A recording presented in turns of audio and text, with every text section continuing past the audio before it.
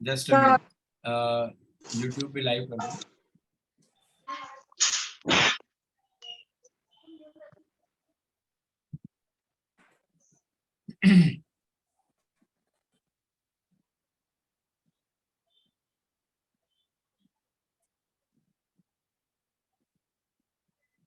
विषय बहुत जबरदस्त रोचक है। तो टाइम हो गया है, वी कैन स्टार्ट। हाँ, यू कैन स्टार्ट सर, शुरू करिए। शुरू करें? अतुल भाई शुरू कीजिए। ओके, प्रेयर करेंगे या शुरू करें? करिए, शुरू करिए। हाँ, वी आर लाइव, शुरू करिए। રેવા લોજ વડોદરા, રોહિત લોજ અમદાવાદ અને જ્યોતિ લોજ મુંબઈના ઉપક્રમે આયોજિત આજના ત્રિવેણી મંગળવાર મીટિંગના 16મા 3 federation, Marathi federation, Gujarat federation અને મુંબઈ ફેડરેશનના આજના પ્રવચન મૂર્તિ પૂજા અને જીવંત મૂર્તિના વક્તા શ્રી ઉમાશંકર પાંડેજી, ડોક્ટર મંજુષા વાનખેડેજી અને નંદકુમાર રાઉતજી તેમજ આજની સભાના મોડરેટર શ્રી તરલભાઈ મુનશી તેમજ આજની સભામાં હાજર સર્વ સભ્યોનું સ્વાગત કરું છું। હર્ષવર્ધનભાઈ શેઠ વૈશ્વિક પ્રાર્થનાથી આજની સભાની શરૂઆત કરાવશે। હર્ષવર્ધનભાઈ, આપનું સ્વાગત છે। હાજી। Oh, hidden life, vibrant in every atom. Oh, hidden light, vibrant in every atom. Oh, hidden light, shining in every creature. Oh, hidden hidden light, light, shining in every creature. Oh, hidden love, embracing all in oneness. Oh, hidden love, embracing all in oneness. May each who feels himself as one with thee Each feels himself as one with thee. know he is also one with every other. No, he is also one with every other. Shanti, Shanti, Shanti.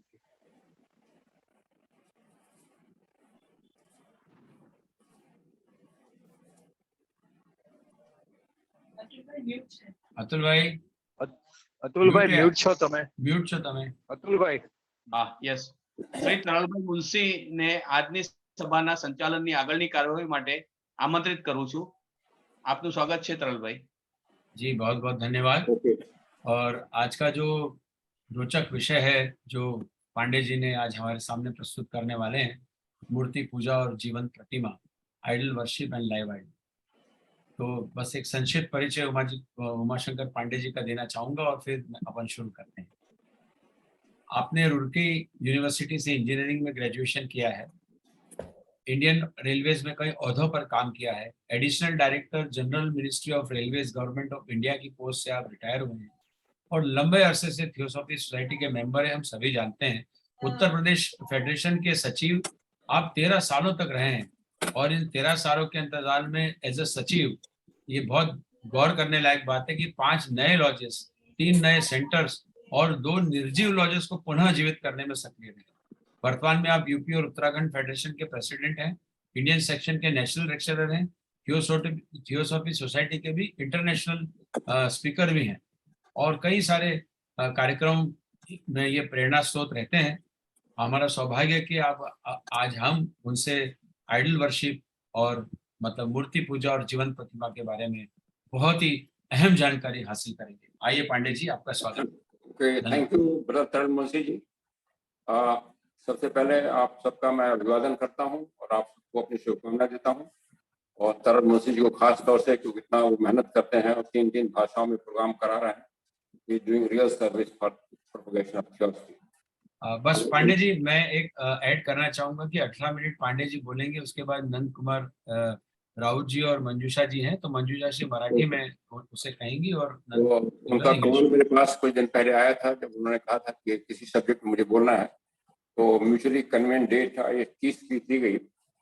हालांकि कल मुझे link कल तक नहीं मिला तो हमें लगा शायद कैंसिल हो गया प्रोग्राम। क्या तो आज राउत जी ने फोन किया कि मुझे ट्रांसलेशन करना। हमने कहा क्या ट्रांसलेशन करना है? उन्होंने कहा आपकी स्पीच को। हमने कहा मुझे लिंक मिला नहीं। तो अरे आपको तो 2 बार लिंक भेजा मैंने। हमने लिंक नहीं आया था, हमने लगा शायद प्रोग्राम कैंसिल हो गया। एनीवे नहीं 2 बार लिंक भेजा मैंने आपको, सभी को मिला है। आज का जो विषय है, अच्छा रिकॉर्डिंग चालू है, अपन शुरू करते हैं, ये सब बातें काट ली पाऊंगा। जीवंत प्रतिमा देखिए, थियोसॉफी की जो शिक्षाएं हैं उसके दो एस्पेक्ट होते हैं, दो आयाम होते हैं। क्या गलत है, क्या तमाम अंधविश्वास है, क्या हमारे माइंड में तमाम पूर्वाग्रह अंधविश्वास, जिसको मैडम ब्लॉस्की बोलती हैं कचरा भरा हुआ है, मास्टर कचरा कहते हैं, उसको समझें, उसको साफ करना है और फिर सही चीज क्या है उसको फॉलो करना। बड़े स्ट्रॉन्ग वर्ड्स और बड़े स्पष्ट वर्ड महात्मा भी यूज करते हैं, हमारे ब्लॉस्की भी यूज करती हैं। महात्मा एक जगह करते हैं जुगों का कचरा, तमाम चीजें हैं। तो ये दो एंगल चलते हैं और ये कहा गया जब तक मन साफ नहीं होगा, जब तक मन मुक्त नहीं हो जाएगा, तब तक आप स्पिरिचुअलिटी की तो बात ही करना शुरू भूल जाइए। और स्पिरिचुअलिटी की बात करना एक थोथा कदम होगा था जब तक हम अपने मन को साफ न कर दें पहले के विचारों से, जिससे हमें संस्कारग्रस्त हैं। तो मूर्ति पूजा इसलिए बहुत ही विषय महत्वपूर्ण है और ब्लॉट्सकी ने और मास्टर से भी काफी आपने जोर दिया है अपने पत्रों में और बाद के राइटर्स ने भी। तो आज हम कुछ पक्ष देखेंगे, मूर्ति पूजा है क्या, जीवंत प्रतिमाएं क्या हैं, क्यों ये प्रथा चलाई गई थी, क्या चली थी और क्यों इसको नकारा गया हायर फिलॉसफी में, और एक आध्यात्मिक पथ में जो सिंसियर लोग हैं उनको मूर्ति पूजा से क्या नॉट ओनली व्यर्थ है, क्यों क्या हानि होती है और क्यों उससे हटना चाहिए। ये कुछ पॉइंट हम कवर करेंगे, टाइम कम है फिर भी। मूर्ति पूजा जो है वो क्या है, एक छवि या सांख्यिक चिन्हों की पूजा भी होती है। मूर्ति कोई मूर्ति नहीं हो, कोई पिक्चर हो या कोई मन में अगर हम मूर्ति बना लें उसकी भी पूजा का ध्यान करें तो भी मूर्ति पूजा हो जाती है। कोई विचार को पकड़ लें और उसको सोचते रहें, जो ऐसा विचार है जो डीपर फिलॉसफी के अगेंस्ट है, कर्म के नियम के अगेंस्ट है, तो वो भी मूर्ति पूजा हो जाएगी। जो जड़ पदार्थ हैं, इननेट ऑब्जेक्ट हैं, जड़ हालांकि जड़ पदार्थ शास्त्री के अनुसार कोई नहीं है, बट फिर भी कॉमन भाषा में जो इनएनिमेट ऑब्जेक्ट्स हैं जैसे पत्थर है, लोहा है और मेटल है, उनकी जो प्रतिमाएं होती हैं उसमें सेल्फ मूवमेंट की शक्ति डाल देना, स्वागत की शक्ति डाल देना और उससे कुछ ऐसी घटना है जैसे बात करना या भविष्यवाणी कराना इत्यादि को प्रतिमाओं को एनिमेट करना कहते हैं, जीवंत करना कहते हैं। जो बुद्ध है फेटिश शब्द मूर्ति के समान है और बुद्ध परस्ती जो इनऑर्गेनिक सब्सटेंस से बनी हुई कोई प्रतिमा है, कोई मूर्ति है, उससे छोटी और उसमें कुछ अच्छी या बुरी आत्माएं जिसको हम नेचुरल स्पिरिट्स कहते हैं, एलिमेंटल्स कहते हैं, उनको प्रवेश करा करके, या जो मृत व्यक्ति हैं उनके जो स्पूक रहता है एस्ट्रल प्लेन में, उसको प्रवेश करा के कुछ उससे इंटेलिजेंस दी जाती है और कुछ बात की जाती है, ये सब होता है, तो उसको एनिमेटेड स्टैचूज कहा जाता है। तमाम जो पुरातन विधाएं हैं उसमें देवों की प्रतिमा, मूर्तियां और इस तरह के बुद्ध ही थे और वे दैवी तत्वों की उपस्थिति के प्रतीक थे। They were considered as the sign of the presence of the देवता या गॉड। जो हिंदू प्रथा में है उसमें तमाम हम जानते हैं तमाम देवताओं देवियों की मूर्तियां, प्रतिमाएं और शिवलिंग जैसे चिन्ह हैं।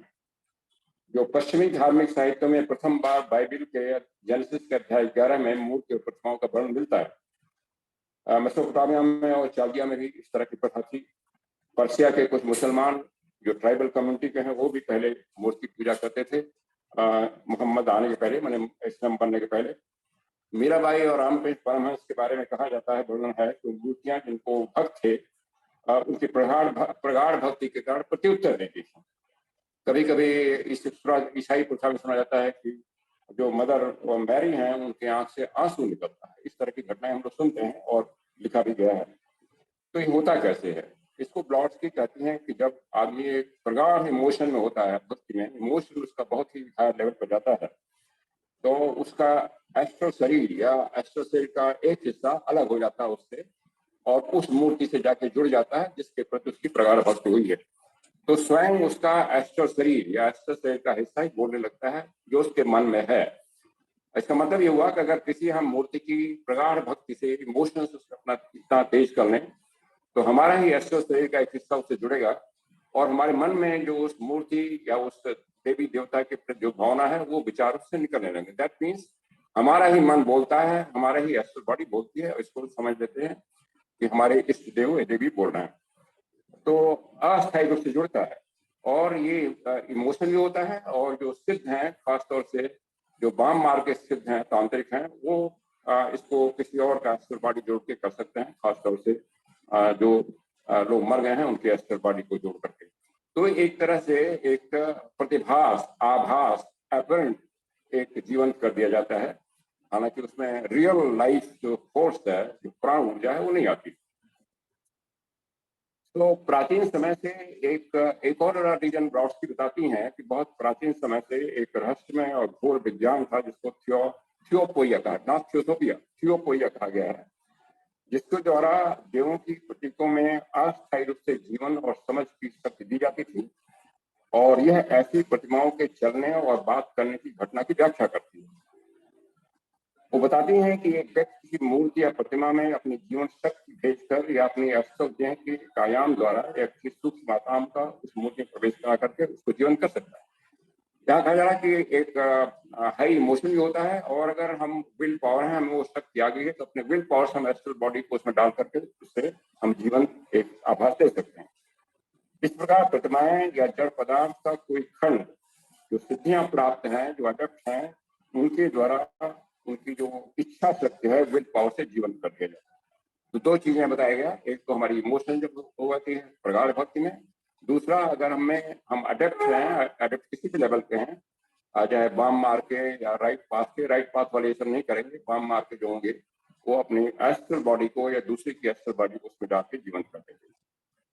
जीवन का तत्व स्वयं से जो प्राण का एनर्जी है, जो वो प्रकृति के नियमों के अनुसार काम करता है, लेकिन सिद्ध व्यक्ति को ये पावर होती है, अडेप्ट को ये पावर होती है कि वो उसका डायरेक्शन देख सके, वो जहाँ चाहे उसके कर सकते हैं, और इसी को मानसिक जादू या मेंटल मैजिक कहा जाएगा।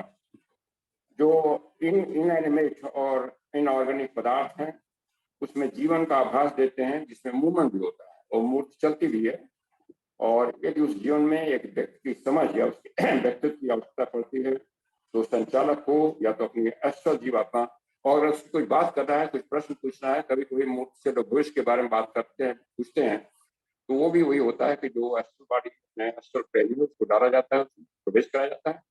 और चूंकि एस्ट्रल प्लेन पर ऐसी चीजें दिखाई पड़ती हैं जो फिजिकल आई से दिखाई नहीं पड़ती है, तो वो ऐसी चीज बताता है जिसको जो मनुष्य पूछ रहा है वो समझता है कोई चीज बता रहा है, वो बता रहा है। तो उसमें और ये अपनी जो पावर से कर सकता है। जीवन मूर्तियों में जो भविष्यवाणी की शक्ति आती है, वो जो एस्ट्रल प्रकाश, जो एस्ट्रल लाइट कहा जाता है, हर एक बॉडी के साथ है। लोअर एस्ट्रल लाइट है, हायर लाइट है। तो लोअर एस्ट्रल लाइट है, उसमें जो लेख है, जिसको आकाशिक लेख कहते हैं, उसका जो प्रतिबिंब है उसको देख करके वो बता देता है। लेकिन अनेक बार जो काले जादूगर हैं, बाम मार के जो तांत्रिक हैं, इन प्रतिमाओं को एक एस्ट्रो जादू के लिए इस्तेमाल करते हैं। वे मृत व्यक्तियों के एस्ट्रल देह के जो कोड है, एलिमेंट्रीज को से जोड़कर अपने घिनौने उद्देश्यों के लिए काम करते हैं। यहाँ कहा गया है कि भौतिक शरीर से जुड़े हुए और अलग होकर भी एस्ट्रल देह का अपना स्वयं अस्तित्व होता है। जैसे हम सभी जानते हैं कि जब हम सो जाते हैं तो हमारा एस्ट्रल बॉडी अलग होता है, उसका अस्तित्व अलग होता है। जब फिजिकल बॉडी मर जाती है, डिसइंटीग्रेट होते, तो उसका एस्ट्रल शरीर, उसका अस्तित्व रहता है एस्ट्रल प्लेन में। ये हम सभी जानते हैं, शास्त्रीय प्रेसिडेंट है। तो जो ऑकल्ट विज्ञान है, उसमें जो अंधे के लोग हैं, वो जीवित व्यक्ति एस्ट्रल देह को एक जादू में दक्ष व्यक्ति किसी अन्य पदार्थ में बलपूर्वक भेजकर उसको जीवन के, इसलिए जो इग्नोरेंट है, इसको नहीं जानते हैं, जिनकी विल पावर कमजोर है, उनकी एस्ट्रल बॉडी को जो ये जादू में या मैजिक में दक्ष लोग होते हैं, मार्गी लोग, उसकी एस्ट्रल बॉडी को खींच करके और उसकी किसी चित्र या किसी मूर्ति में डाल सकते हैं, छोटी मूर्ति में, और उसको चोट पहुंचा सकते हैं। इसमें कहा गया है कि अगर किसी मनुष्य की पिक्चर है, फोटो है, तो उस फोटो में वो जो तांत्रिक है, अगर उसको, उस व्यक्ति को नुकसान करना चाहता है, तो उस फोटो में उसकी एस्ट्रल बॉडी डाल करके विल पावर से और उसको चोट पहुंचाएगा, तो उस मनुष्य के फिजिकल बॉडी में भी चोट आएगी, रिपरकशन के सिद्धांत से। तो अगर उसके जो पिक्चर है, जो तस्वीर है, उसके हृदय के स्थान पर चोट दी जा रही है और एस्ट्रल बॉडी में जुड़ी हुई है, तो मनुष्य का हृदय बंद हो जाएगा और वो मर जाएगा, उसको पता भी नहीं चलेगा किसने उसको मारा, कैसे मारा। तो ये सब जो मिसयूज हो रहा था, ये सब शक्तियों का, और यही देख करके जो कुछ प्रॉफिट थे, चाहे मोसेस हुए या मोहम्मद हुए, उन्होंने बड़ी कड़ाई से इसको मना किया। कि कोई मूर्ति, कोई पिक्चर को करी नहीं जाए, बनाई नहीं जाए, जो बहुत कड़ाई से उन्होंने इसको किया, क्योंकि इसका काफी दुरुपयोग हो रहा था। और मनुष्य जिस अवस्था में अभी है, काम मनस की अवस्था में, उसको जो भी शक्ति आती है उसका दुरुपयोग करना शुरू कर देता। इसलिए जो ब्लैक मैजिक है उसमें तो एक्सपर्ट लोग हैं, उनके लिए संभव है, उसके लिए संभव हो जाता है कि अगर कोई वास्तविक व्यक्ति सदृश आकृति है तो किसी भी पदार्थ की बनी हो तो उस व्यक्ति के खिलाफ एक भयानक हथियार के रूप में प्रयोग कर सकता है। So this was one reason why it was strictly prohibited by prophets like Muhammad, like Moses and Jesus also. तो एक ऐसे मनुष्य जिसका व्यक्तित्व मृत्यु के बाद अपने व्यक्तित्व की वासना, एक ऐसा मनुष्य जो काफी उसमें डिजायर है, बाकी सांसारिक डिजायर, वो अपनी डेथ के बाद उसका एस्ट्रल देह काफी दिन तक रहता है एस्ट्रल प्लेन में, और उस समय भी उस एस्ट्रल बॉडी को एक जो अडेप्ट है ये काले जादू का, उसको इफेक्ट कर सकता है और उससे गलत काम करवा सकता है, खासतौर से अगर उस व्यक्ति कोई चित्र या पिक्चर या कोई ऐसी मूर्ति प्रतिमा है। हिंदू धर्म में कुछ लोग ईश्वर के चित्र या मूर्ति को पूजा की उचित मानते हैं, हालांकि एक निम्न या मध्यम स्तर की आध्यात्मिकता और एक सीढ़ी की तरह आगे बढ़ने के लिए मूर्ति पूजा सगुण भक्ति प्रथा का एक अभिन्न अंग बन गया है, प्रथा में, नॉट विजडम में, ज्ञान में नहीं। जो विजडम की पुस्तकें हिंदू धर्म की, वो भी कहीं पर मूर्ति पूजा को रेकमेंड नहीं करती। तो सगुण भक्ति में जो प्रथा है परिपाटी है, उसमें एक अभिन्न भक्ति। भगवान दास ने अपनी पुस्तक धर्म का विज्ञान के सनातन धर्म में लिखते हैं कि जो अनडेवलप्ड मन है मनुष्य का, भी अभी इंटेलेक्ट हमारा अनडेवलप्ड है, उसका मन का उसका कहेंगे वो नियमों की तरह ठोस चित्रों में आधार पाता है, वो ठोस चित्रों में ही उसका कंसंट्रेशन हो पाता है, वो एब्स्ट्रैक्टली नहीं सोच पाता, और बाहरी चित्रों की पूजा का एक विशेष महत्व समझता है कि विकासशील मन को एकाग्रता में प्रशिक्षित करता है, ट्रेन करता है। वह मूर्ति पूजा की तुलना करते हुए एक बच्चे की खिलौना देने के समान करते हैं। डॉक्टर भगवान कहते हैं कि मूर्ति पूजा उसी तरह से मानी जा सकती है जैसे एक बच्चा है जिसका माइंड अनडेवलप है, उसको खिलौना दिया जाए, खिलौने से खेल रहा है। मान लो कोई बच्चा कार चाहता है तो एग्जैक्ट कार नहीं जाएगी, छोड़ कार का खिलौना दिया जाएगा, लेकिन उसको बताना पड़ेगा कि तुम बड़े हो गए तो कार खिलौने को छोड़ना पड़ेगा, असली कार ड्राइविंग सीखने के लिए। और इसलिए वो अस्थायी चीज है, और हमें ईश्वर की अपनी धारणा के बारे में सावधान होना चाहिए, क्योंकि यदि हम कहें कि ईश्वर के बारे में केवल मेरी धारणा ही सही धारणा है तो अधिक मूर्ख क्या होती। और इसमें एक और भी आता है कि अगर हम बड़े होकर के, अगर वो बालक बड़ा हो गया और कहेगा उसी खिलौनों को पकड़े रहें, वही खिलौना असली चीज है, तो उसका विकास रुक जाएगा। आई थिंक ये आधा हो गया है, तो you can complete. Hello, translation. should I proceed for that time है अभी? हेलो, 3 मिनट है और। ओके।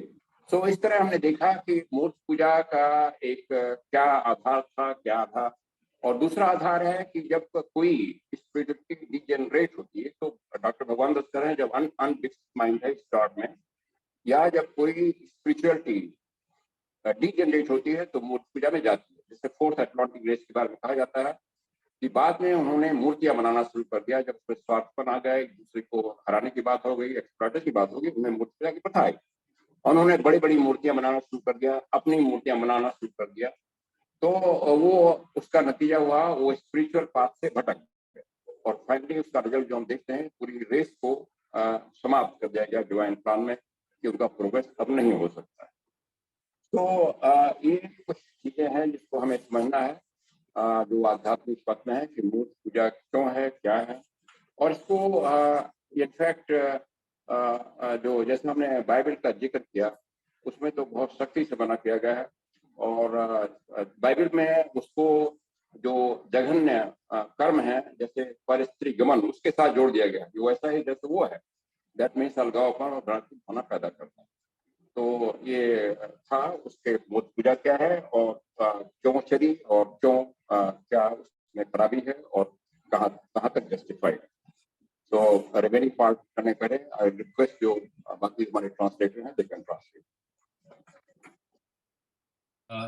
बहुत बहुत धन्यवाद, आपने एकदम सटीक समय पर खत्म कर दिया। और मैं अब आमंत्रित करना चाहूँगा मंजूषा जी को। मंजूषा जी, आपका वीडियो ऑन करिए प्लीज। हाँ, थैंक यू। मंजूषा जी का एक संक्षिप्त परिचय देना चाहूँगा कि वे एमकॉम है, एमबीए हैं, पीएचडी हैं, member of Shri Krishna theosophical lodge Amravati 2002 से हैं। वो एक लेक्चरर की तरह कार्य कर रही हैं Shri Shivaji arts and commerce college Amravati में। सबसे फक्र की बात यह है कि वो मधुकर वानखेड़े, जो बहुत ही एक सीनियर मोस्ट थियोसॉफिस्ट रह चुके हैं, उनकी पुत्र वधू हैं, डॉटर इन लॉ हैं। तो आइए, और हमारे त्रिवेणी की मराठी की विशेषतः एक बहुत ही अच्छी स्पीकर है। आइए, आपका स्वागत है, विषय पर आप आगे कार्य चालू कीजिए। धन्यवाद। सगळ्यांना सर्वप्रथम नमस्कार। आजचा विषय आहे मूर्तिपूजा आणि जिवंत प्रतिमा। मूर्तिपूजेमध्ये फक्त प्रतिमेची किंवा प्रतीकांची पूजा देखील समाविष्ट आहे हे आपल्याला माहिती आहे। जड पदार्थांपासून बनविलेल्या पुतळ्यांमध्ये स्वगती शक्ती टाकणे आणि बोलणे किंवा भविष्य सांगणे म्हणजेच मूर्ती जिवंत करणे असे म्हटले जाते। विविध पुरातन शैलीतील देवतेच्या मूर्ती आणि पुतळे ते दैवीय तत्वाचे प्रतीक होते।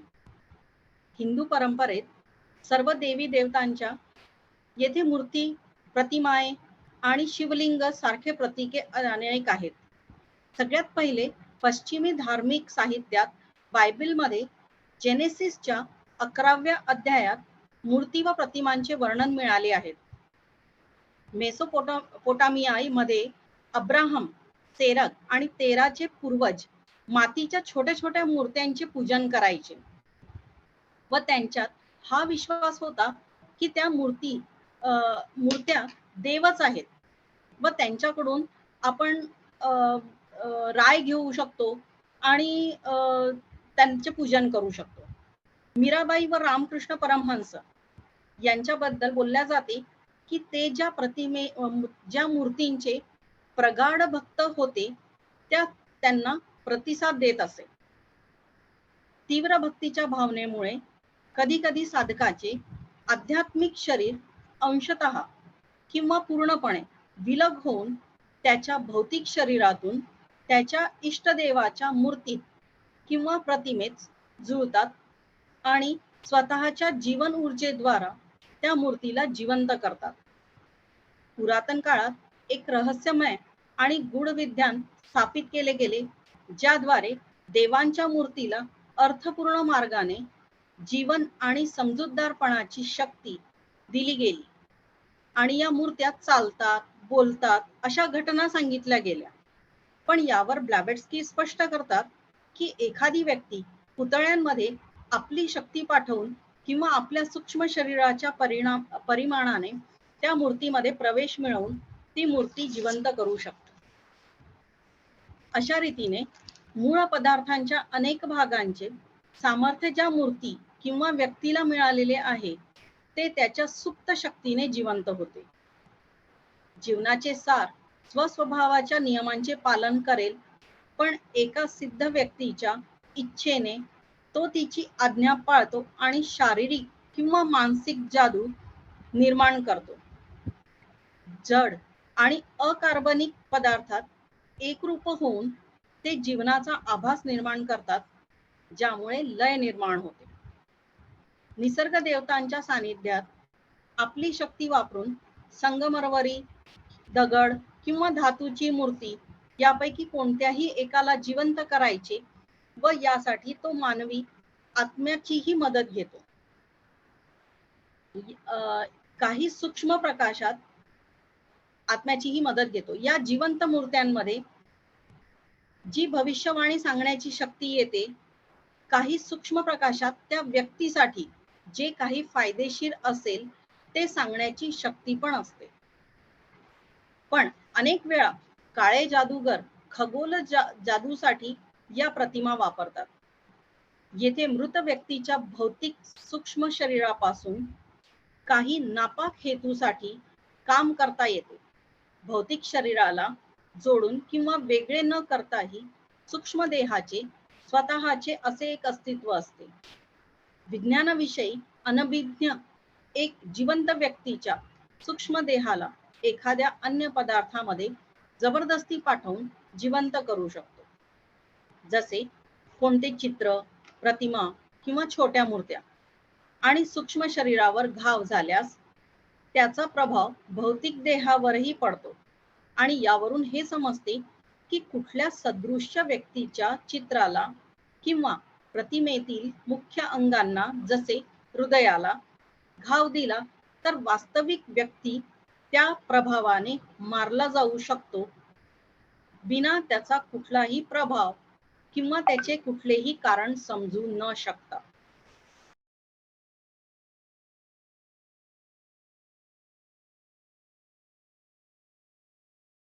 मंजूषा जी आप म्यूट हो गए, अनम्यूट कर लीजिए. Thank you. सॉरी. अरे नो प्रॉब्लेम. गूढ ज्ञानाच्या अशा भयंकर दुरुपयोगामुळे मूसा आणि यहुदीयोंची प्राचीन पूर्वजांनी देखील देवतांच्या किंवा सजीवांच्या मूर्ती बनवण्यास सक्त मनाई केलेली आहे. काळ्या जादूमध्ये पारंगत व्यक्ती एक वास्तविक व्यक्तीच्या आकृती, मग ती कुठल्याही पदार्थांनी बनविलेली असो, तिचा उपयोग भयंकर शस्त्र म्हणून त्या व्यक्तीविरुद्ध वापरू शकतो. हिंदू धर्मात काही लोक ईश्वराची मूर्ती पूजेला योग्य मानतात व आध्यात्मिक स्तरावर पुढे जाण्यासाठी ही एक शिडी आहे असेही मानतात. मूर्तीपूजा हा सगुण भक्तीचा एक अविभाज्य भाग आहे. विकसनशील मनाला एकाग्र करणे हे बाहेरील चित्राच्या पूजेचे एक वैशिष्ट्य आहे. मूर्तीपूजेची तुलना एखाद्या लहान मुलाला खेळणी देण्यासारखी आहे. पण त्या मुलाला आठवण देणे जरुरी आहे की हे खेळणे फक्त खेळण्यासाठी आहे, लवकर तोडण्यासाठी नाही. पण तरीही ही अस्थायी खेळण्याची वस्तू काही उच्च तेथे जाण्याचे साधन म्हणून आहे ना की तिला नेहमीसाठी चिपकून राहण्याचे. हे त्या लहान मुलाला समजावून सांगणे जरुरी आहे. आपण देवाच्या संकल्पनेबद्दल अधिक सावधगिरी बाळगली पाहिजे. कारण जरी आपल्याला वाटत असले की देवाबद्दलची माझी कल्पनाच योग्य आहे तर ती अधिक वाईट मूर्तीपूजा असते. सर शायद यहाँ तक सर ने समझाया है.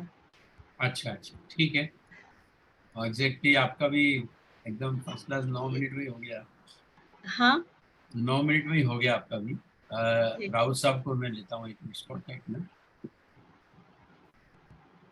राउत साहब, जैसा मैं कहता हूँ उनको कि वो त्रिवेणी के संकट मोचन है. जब भी अगर उन्हें कभी कहा जाए तो तुरंत तैयार हो जाते हैं. तो उनका परिचय देता हूँ मैं कि कॉलेज ऑफ इंजीनियरिंग पुणे से उन्होंने बीवी सिविल इंजीनियरिंग की डिग्री में सन 1982 में प्राप्त की. 80 से 2015 तक अकोला स्थित देशमुख पंजाबराव देशमुख यूनिवर्सिटी में वे सिविल इंजीनियर के तौर पर सेवा दी और 2015 में रिटायर हुए. 1 दिसंबर 1997 से वे थियोसॉफिकल सोसाइटी से जुड़े हुए हैं. 2008 से 2016 तक अकोला लॉज में ट्रेजरर के रूप में सेवा दी. 16 से 19 तक वे अकोला के अध्यक्ष बन गए लॉज के और सितंबर 2016 से 2019 तक मराठी थियोसॉफिकल फेडरेशन के अध्यक्ष के तौर पर भी सेवा की. और नेशनल लेक्चरर तो वो है ही, लेकिन वो इतने अच्छे व्यक्ति हैं कि मेरे ख्याल से वो किसी भी पोस्ट पर रहे या न रहे, हमें उतनी प्रेरणा और उतनी ही जागरूकता उनसे मिलती रहती है. आइए आप विषय 9 मिनट में पूरा कीजिए. धन्यवाद.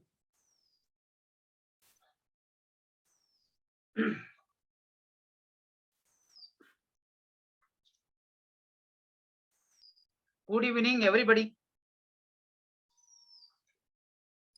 Today's topic for discussion is idol worship and live idol. अभी मराठी में मंजूषा वानखड़े ने बहुत अच्छी तरह से समझाया. Idol worship also includes the worship of an image or symbolic sign. which is made of inner matter, to put the power of self-realization and to make some such events like talking or prophesying, etc. Prophesying means prediction. The images are said to be alive. The word fetish is also similar to idol and paganism. Inorganic or lively or anything of subtle proportion containing good or evil spirits. The various archaic forms had statues of gods, and they are symbolized the presence of divine elements. In Hindu tradition, there are idols, statues, and signs like Shivlinga of all gods and goddesses. For the first time in Western religious literature, idols and images are described in the Bible, in the chapter 11 of Genesis. Some of the Muslim tribes of Persia believed in the teraphim gods, and they were small sculptures from which opinion was sought on every occasion.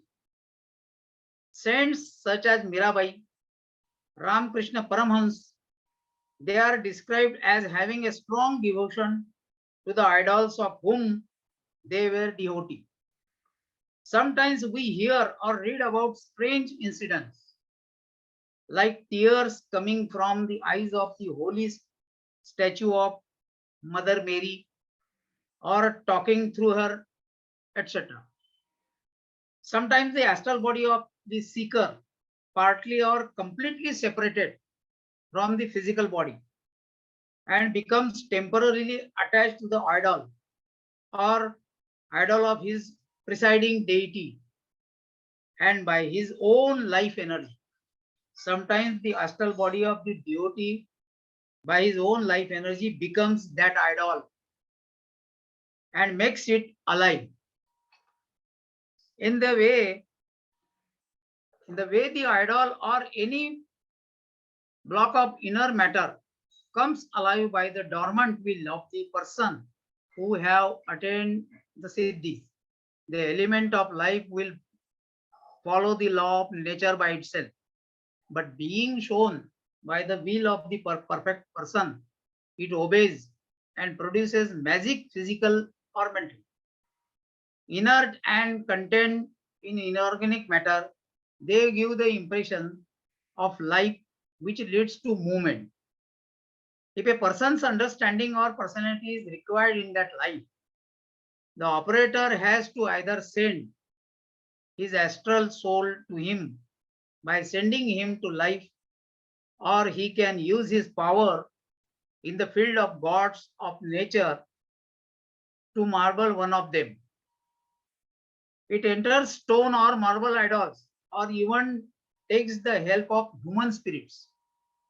The prophetic power that comes in these living idols, some astral light has the ability to tell whatever is beneficial to that person. But many times black magicians use these idols for astro magic. They work for their abominable purposes by associating with them the shell of the astral bodies of the dead. The astral body has its own existence, even though it is attached to or separated from the physical body. The astral body of a living person, ignorant of the science of occult, can be brought to life by forcibly sending it to some other substance by a person skilled in magic, especially if a picture, a statue, or a small idol made of wax also resembles it. It seems clear that it was because of such a horrendous abuse and a horrifying abuse of occult knowledge that the ancient forefathers of Moses and the Jews strictly forbade the sculpting engraving of images of gods or living persons. For this reason, it was forbidden by Muhammad and all Muslim prophets followed.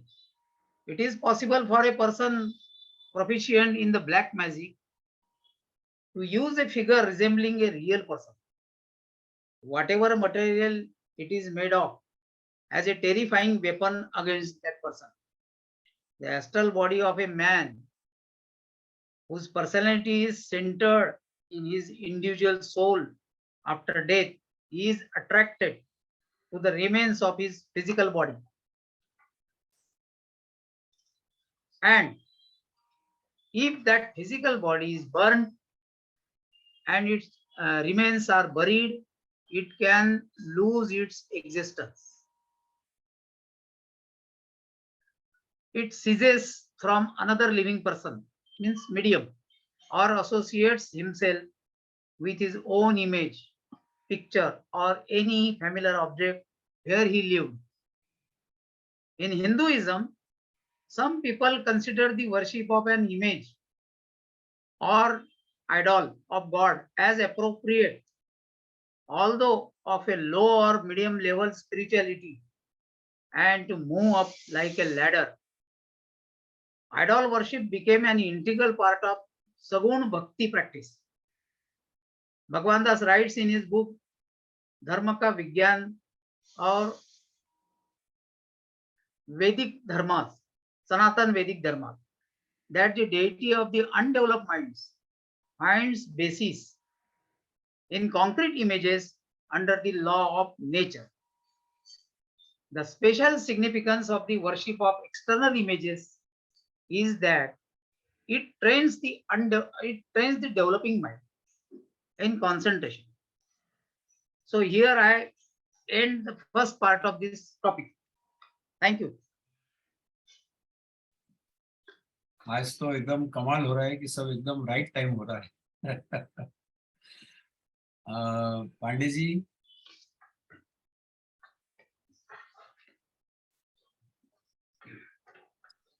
Sir आप unmute हैं, unmute कर लीजिए please. Pandey ji unmute कर लीजिए, picture चला गया।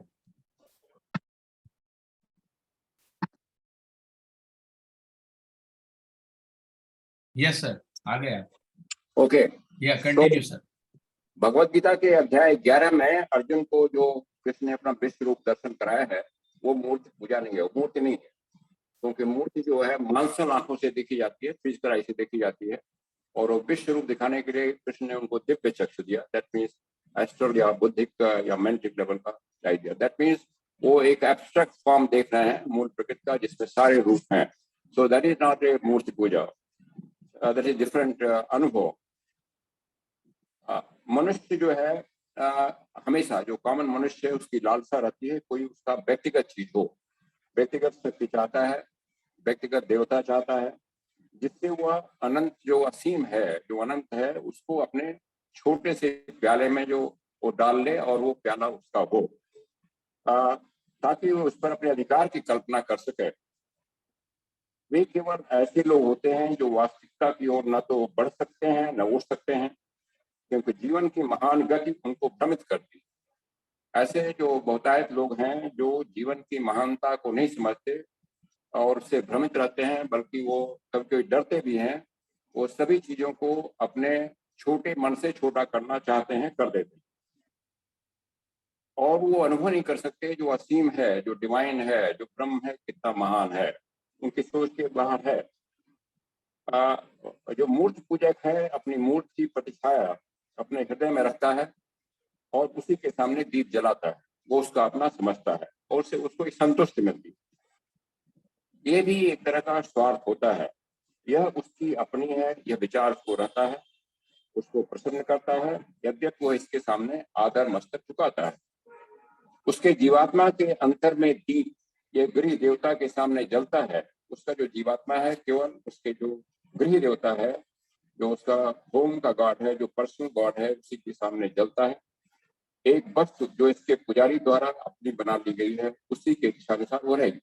और उसकी इच्छा रहती है, उसका इच्छा होती है कि जिस पर्टिकुलर गॉड या गॉडेस की हम पूजा कर रहे हैं वो हमारी है और हमारी सभी इच्छाओं का समाधान करेगी या सभी हमारी जो बुरी परिस्थितियां आएंगी उससे हमें निजात दिलाएगी। तो मनुष्य जो है ऐसी हठ धर्मिताओं में से, ऐसी जो डॉगमेटिज्म है, ऐसी ऑर्थोडॉक्सी है, ऐसे नैतिक नियमों से, ऐसे सिद्धांतों से और ऐसे विश्वास के तरीकों से मायूस होकर चिपके रहते हैं। They are always adhesive to these such ideas और वो पिटी फील करते हैं। उनकी जो दृष्टि है व्यापक नहीं हो पाती है, ऊंची और गहरी चीजों को नहीं देख पाते हैं। जो उनके घरेलू दो उनकी व्यक्तिगत मूर्तियां होती हैं उससे बाहर नहीं जा पाते और ये एक ये विभेद का कारण बढ़ता है, डिवीजन कारण बढ़ता है। जीवन उसी पंथ में अलग अलग देवता के भक्त लोग जो है अलग अलग अपने को भेद समझ, कोई अपने को श्रेष्ठ मानेगा दूसरे से, और धर्मों में भी विभेद इससे आता है। मनुष्य की जो हायर सेल्फ है, जो हमें सबके अंदर लेटेंट है, वो अच्छी तरह जानता है कि यह घरेलू मूर्ति किसी की क्षण छोड़ी और नष्ट की जा सकती है। जो हमारा हायर सेल्फ है वो जानता है कि जो हमने मूर्ति बना रखा है ये बिल्कुल अस्थायी है, ट्रांजिएंट है और किसी समय इसको छोड़ा जाएगा जब वो व्यक्ति थोड़ा सा हायर ज्ञान में आएगा। वह बिना किसी अंतिम धारणा के है, बिना किसी वास्तविकता और परम जीवन के है। वो हमारा हायर सेल्फ जानता है, लेकिन वो हायर सेल्फ अभी एक्टिव नहीं है और इसलिए जो लोअर सेल्फ है उसके ही इन्फ्लुएंस में हम मूर्ति को ज्यादा ध्यान देते हैं और वह मनुष्य उसके ग्रहण करने से संतुष्ट रहता है, यह भूलते हुए कि ग्रहण की हुई कोई भी चीज जीवन के अपरिवर्तनीय नियमों के अनुसार अस्थायी रूप से ग्रहण की जा सकती है।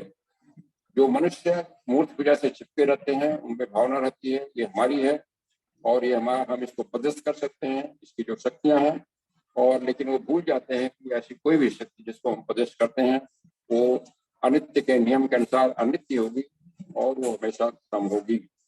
वह भूल गया है कि अनंत जीवन ही उसका मित्र है। कॉमन मनुष्य जो अभी लोअर नेचर में काम कर रहा है वो भूल गया है कि अनंत जीवन जो इन्फिनिट लाइफ है वही उसका मित्र है। वह भूल गया है कि उसी के आश्रय में उसका अपना घर है और केवल वही उसका देवता हो सकता है जो इनफाइनाइट है, जो अनंत है, जिसको ब्रॉडस्की सीक्रेट डॉक्ट्रिन कहती है। केवल वही जिसको अवर्णनीय है, असोचनीय है, जिसके बारे में कुछ कहा नहीं सकता, केवल वही आप उसके बाद ध्यान किया जाता है, वो भी आपके शुद्ध हृदय में। यह ऐसा अनुभव करता है कि वह गृहहीन है। जो मनुष्य है वो कहीं ना कहीं शरण चाहता है, वो चाहता है एक आधार, एक घर होना चाहिए और जिसके पास वो समर्पण कर सके और विशेष मूर्ति उसको ये प्रदान करती है, शरण प्रदान करती हुई दिखती है।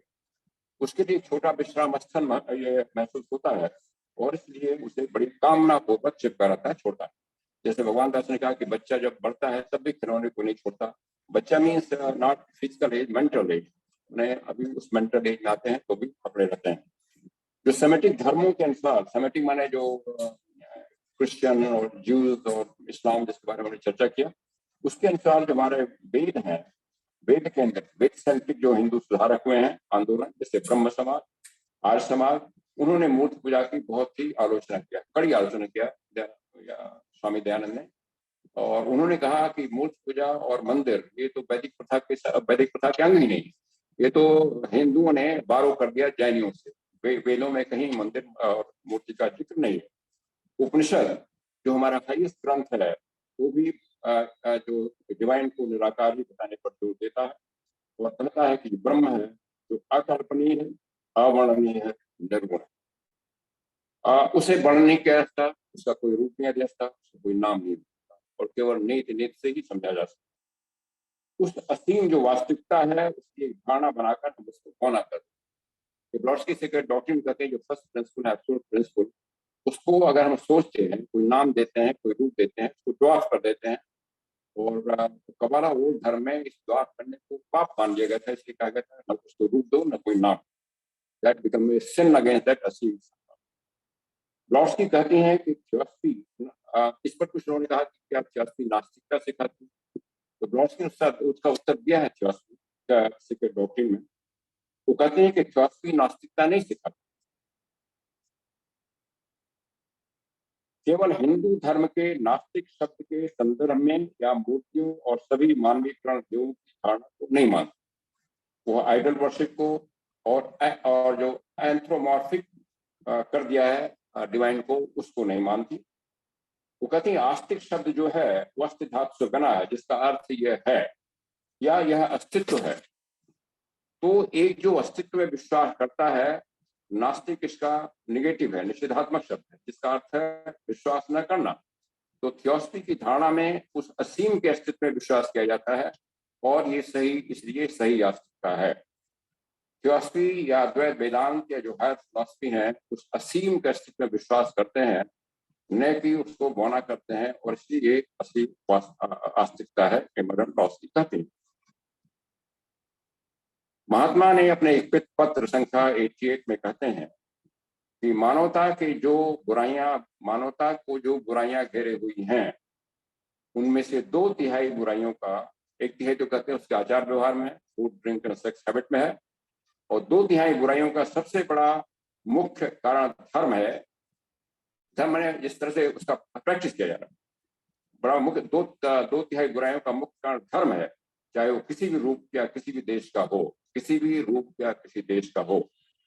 वह आगे कहते हैं कि मानवीय दुखों का संचय उस दिन तक कम नहीं होगा जब तक मानवता का अच्छा हिस्सा, गुड पोर्शन, सत्य, नैतिकता और सार्वभौमिक उदारता के लिए अपने सभी झूठे देवताओं की वेदियों को नष्ट नहीं कर देता। बड़े एक स्पष्ट और बड़े शब्द कहते हैं, जब तक वो मानवता का उद्धार तब तक नहीं हो सकता जब तक वो अपने जो झूठे आकृत बना रखे हैं, झूठे जो अटैचमेंट बना रखे हैं, उन सभी देवी देवताओं की जो मानसिक मूर्ति बना रखे हैं, नॉट डिस्ट्रॉय। फिर आगे कहते हैं ये काम मुश्किल है, ये आसान नहीं है, क्योंकि जुगों का कचरा इकट्ठा है मन में, और लेकिन काम करना पड़ेगा अगर आगे बढ़ना है, अगर डिवाइन प्लान को आगे बढ़ना है।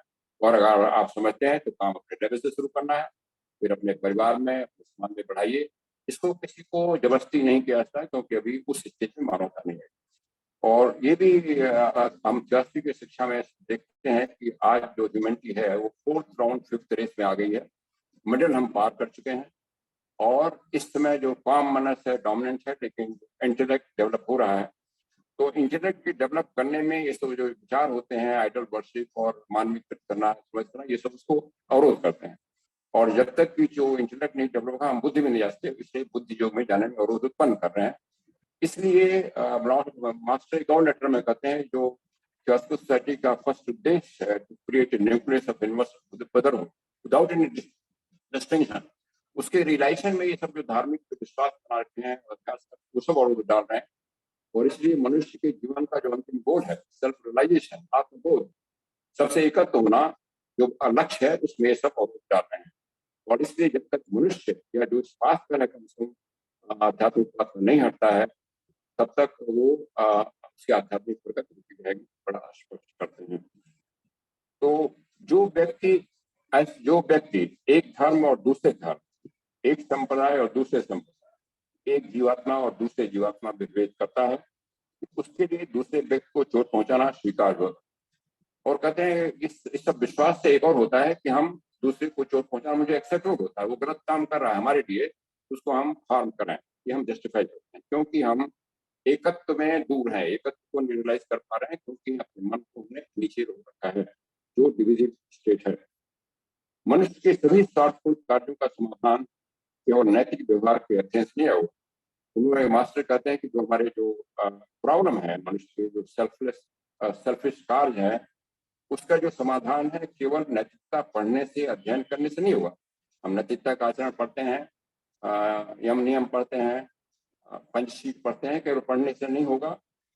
जब तक वो कहते हैं अच्छाई को उत्पन्न करने के लिए पुराने बुतों, अंधविश्वासों और गलत विश्वासों को ढहाना, ये भी बड़े कड़े स्पष्ट शब्द हैं। पुराने बुतों, अंधविश्वासों और गलत विश्वासों को ढहाना पड़ेगा, उनको डिसमेंटल करना पड़ेगा।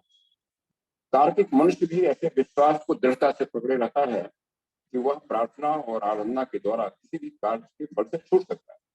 मैडम ब्लॉसी कहती है ये ह्यूमैनिटी का सबसे बड़ा कर्स है, ये विश्वास कि हम किसी देवता की पूजा या आह्वान करके अपने कर्म फल से फ्री हो जाएं।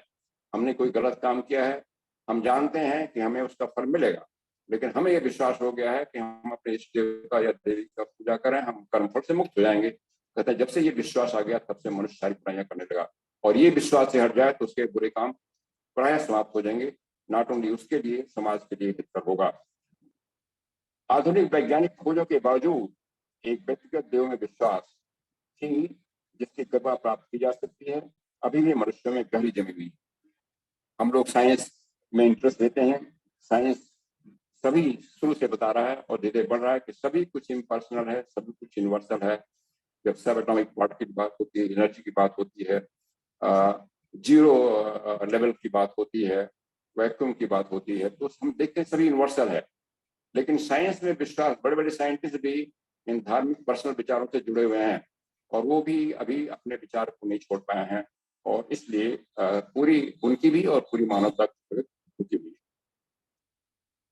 मूर्ति पूजा अपने सबसे खराब रूप में अभी भी की जाती है, मास्टर वर्ड है। In the worst form idol worship is done. Worst form क्या होगा? अपने स्वार्थ को हम सिद्ध करने के लिए मूर्ति पूजा करते हैं, वो वर्स्ट फॉर्म है। जैसे अपने कर्म पर से मुक्त होना, हमें ये मिल जाए, वो मिल जाए, कोई मार्ग से छुटकारा मिल जाए, उसके लिए जो मूर्ति पूजा वर्स्ट फॉर्म है, मूर्ति पूजा है। जो अनाड़ी युग है, इससे कहते हैं ये जो अनाड़ी युग है, जो इग्नोरेंट जो एज चल रही है, उससे हटना है, क्योंकि और इस कचरे को हटाना है, लेकिन आसान नहीं। आसान होता है, स्वयं अपने से ही प्रयत्न शुरू करना पड़ेगा, अभी करना पड़ेगा, और घर में इसके प्रभाव को लाते हुए और फिर फैलते हुए क्षेत्र में, जब तक कि समाज की चेतना तक नहीं जाए तब तक ये काम करना पड़ेगा। काम परिश्रम का है, सतत है, लेकिन यही रास्ता है जो मनुष्य के जीवन का गोल है। आत्मबोध करना, सबके साथ एकत्र होना, सबके साथ विश्व बंधुत्व करना, उसके लिए यही गोल है और कोई रास्ता नहीं है। दोनों महात्मा एक दूसरे लेटर में कहते हैं, ये बड़ी दुख की बात है कि हमारी थियोसॉफी सोसाइटी में इतने दिन से लोग जुड़ते हैं, लेकिन किसी भी अपने पुराने जो परिपाटी से अंधविश्वास और पाले हुए हैं उसको छोड़ते नहीं, एक भी कस्टम को नहीं छोड़ते, एक भी विश्वास नहीं छोड़ते, और फिर वो चाहते हैं कि उनसे संपर्क करने के हो नहीं सकता। और इसलिए उन्होंने उस लेटर में कहा, जब तक वो सारे इससे निकलेंगे नहीं और किसी सोशल रिफॉर्म में से सभी काम करेगा, तब तक वो केवल ऑलरेडी थियोसॉफी सोसाइटी का सदस्य रह सकता है, हमसे कोई संपर्क नहीं। दैट मीन्स जो स्पिरिचुअल इन्फ्लुएंस है थियोसॉफी की, उस व्यक्ति को प्रोवाइड नहीं करेंगे जब तक वो विश्वास हो प्रभाव से छुटा रहेगा। भले ही वो थियोसॉफी सोसाइटी के मेंबर 10 साल से 20 साल से स्टडी कैंप अटेंड कर रहा हो, मेडिटेशन कर रहा हो, तो प्रगति रुकेगी।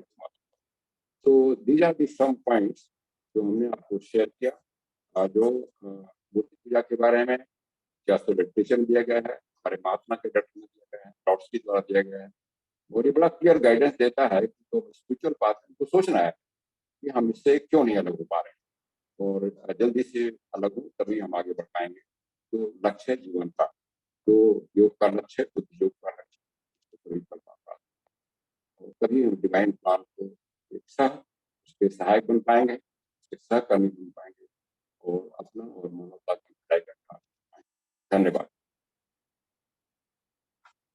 बहुत धन्यवाद पांडे जी। और मंजुषा जी, मैं आपसे निवेदन करूंगा कि आप अपना दूसरा भाग शुरू करें।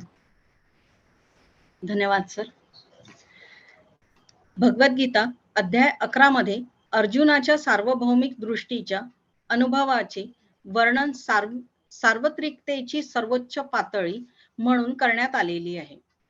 कारण अर्जुनाच्या आध्यात्मिक अनुभूतीपासून ते कृष्णाच्या देहापर्यंत जे सर्वोच्च आदिम पदार्थ आहेत ते सर्व जगाला दाखवायचे होते।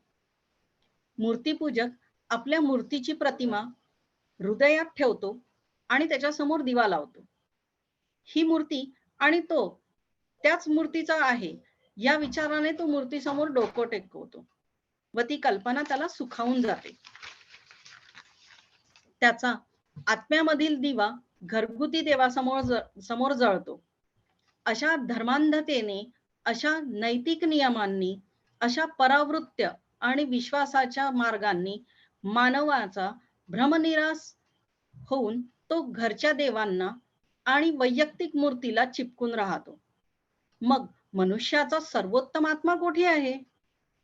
प्रत्येकामध्ये एक सुप्त राजा आहे, ज्याला हे चांगले माहिती आहे की घरगुती मूर्ती कोणत्याही क्षणी खंडित आणि नष्ट होऊ शकते। हे कोणत्याही अंतिम संकल्पनेशिवाय कोणत्याही वास्तविक आणि अंतिम जीवनाशिवाय असू शकते आणि तो मनुष्य त्याच्या आकलनावर समाधानी असतो, हे विसरून की आकलन केलेली कुठलीही वस्तू जीवनाच्या अपरिवर्तनीय नियमांनुसार अस्थायी रूपाने ग्रहण करू शकतो.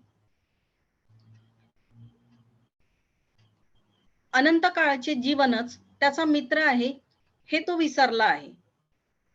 तसेच हे पण तो विसरला आहे की त्याच्याच वैभवात त्याचे घर आहे आणि केवळ तोच त्याचा देवता आहे. ब्लॅवॅट्स्की म्हणतात की थिओसॉफी नास्तिकता शिकवत नाही. आस्तिक हा शब्द धातूपासून बनवला आहे. त्याचा अर्थ आहे हे आहे किंवा हे अस्तित्वात आहे किंवा अस्तित्वावर विश्वास ठेवणारा. नास्तिक शब्द याचा निषेधात्मक शब्द आहे, ज्याचा अर्थ विश्वास न ठेवणे असा आहे. थिओसॉफीच्या कल्पनेत त्या अनंताचे अस्तित्वाचे ज्ञान यावर विश्वास ठेवला जातो आणि म्हणून असे ज्ञान हे वास्तविक आस्तिकता आहे. महात्मा त्यांच्या एका पत्रात म्हणतात की मानवता अनेक वाईटांनी वेढलेली आहे. त्यापैकी 2/3 वाईटाचे सगळ्यात मुख्य कारण म्हणजे धर्म हे आहे. मग ते कोणत्याही रूपात असो किंवा कोणत्याही देशाचे असो. ते समोर म्हणतात की जोपर्यंत मानवतेचा एक चांगला भाग सत्य, नैतिकता आणि सार्वभौमिक उदारतेमध्ये सामायिक केला जात नाही, तोपर्यंत मानवी दुःखाचा अर्थ कमी होणार नाही. सार्वत्रिक उदारतेसाठी त्याने येथे न सांगता आपल्या सर्व देवांच्या बंधनातून मुक्त होणे जरुरी आहे. जो व्यक्ती एक धर्म आणि दुसरा धर्म, एक पंथ आणि दुसरा पंथ, एक आत्मा आणि दुसरा आत्मा यांच्यात फरक करतो, त्याला दुसऱ्या व्यक्तीला त्रास देणे मान्य आहे असे समजले जाते. चांगलं निर्माण करण्यासाठी जुनी अंधश्रद्धा, जुनी कुठलीही श्रद्धा आणि चुकीच्या विश्वासांना आपल्याला सोडावेच लागेल. तार्किक मनुष्य अशा विश्वासाला दृढतेने पकडून राहतो आणि प्रार्थना व उपासनेच्या माध्यमातून तो कुठल्याही काम करू शकतो व कुठल्याही कार्यातून किंवा कुठल्याही कामातून त्याची सुटका होऊ शकते, त्याला माफी मिळू शकते असे त्याला वाटते. आधुनिक वैज्ञानिक शोध असूनही वैयक्तिक देवांवर विश्वास असल्यास त्याची कृपा प्राप्त करू शकतो असा गाढ विश्वास अजूनही मानवांमध्ये आहे. मूर्तिपूजा अजूनही त्याच्या सर्वात वाईट स्वरूपात केली जाते. पण या अनाडी युगातून सुटका होणे काही सोपे नाही. म्हणून स्वतःपासून प्रयत्न सुरू करावे, मग याचा प्रभाव आपल्या घरात आणावा आणि मगच आजूबाजूच्या क्षेत्रातही तो पसरवावा. आणि जोपर्यंत कधीपर्यंत तर जोपर्यंत समाजातील चैतन्य हे जागृत होणार नाही तर तोपर्यंत. या ठिकाणी माझं ट्रांसलेशन संपलं. धन्यवाद जी, बहुत बहुत धन्यवाद. और आमंत्रित करूंगा राउत साहब को कि वे अपना भाग प्रारंभ करें. धन्यवाद.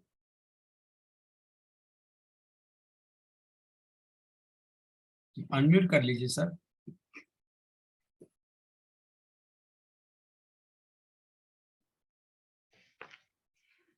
Now the second part of our today's discussion,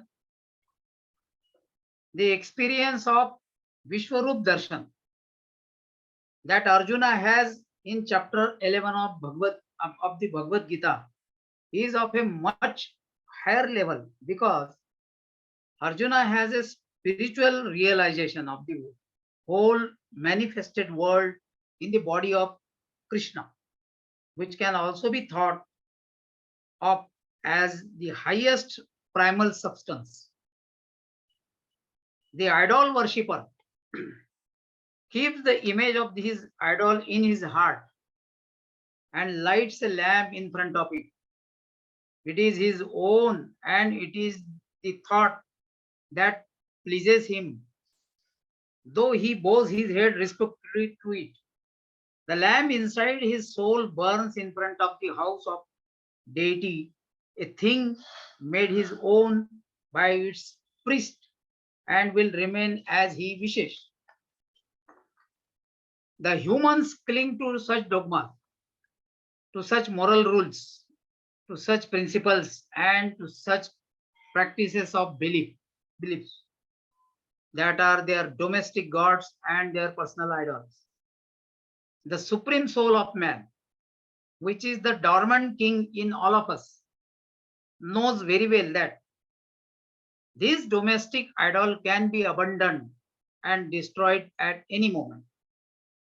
This is without any final conception, without any real and ultimate life, and that the man is satisfied with its reception, forgetting that anything that is received can only be taken temporarily according to the immutable law of life.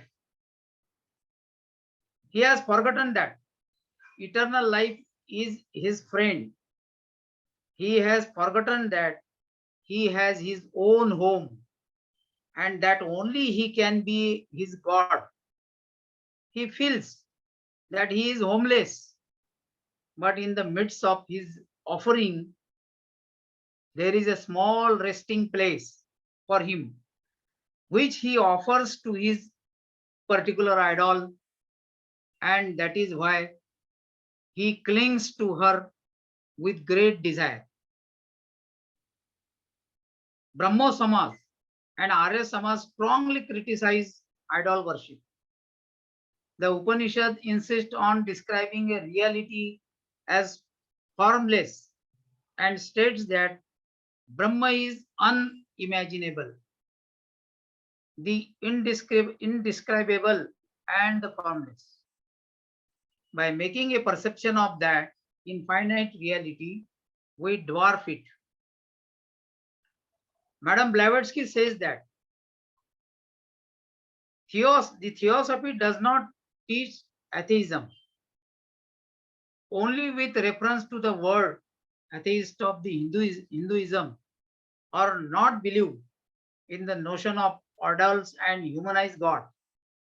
The word astic is derived from the root asti, which means it is, or it is existence, or one who believes in existence. Atheist is its negative word, which means not to believe. The theosophy believes in the existence of that infinite, so such knowledge is the only real theism.